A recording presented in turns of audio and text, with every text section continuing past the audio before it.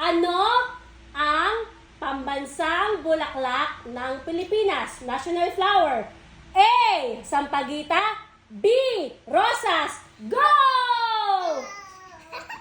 The correct answer is A. Sampaguita. A. Kalabaw. B. Baka. Go! Is it A. Kalabaw? Yay! A. Pandango sa ilaw. B. Karinyosa. Go! A.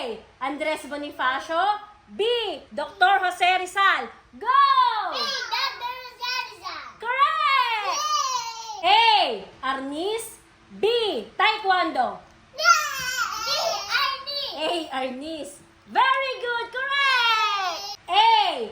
Barot saya, barong Tagalog. Or B. Gown, dresses, and pants. That's dresses, pants, and gown. That's your answer? Yeah. Barot saya at barong Tagalog! You're wrong! A. Dahon ng saging. B. Anahaw. The correct answer is anahaw! Yay! A. Nyog. B. Nara. Are you sure? The correct answer is Nara! Yay! Ano ang pambansang prutas ng Pilipinas? A. Saging. B. Mangga.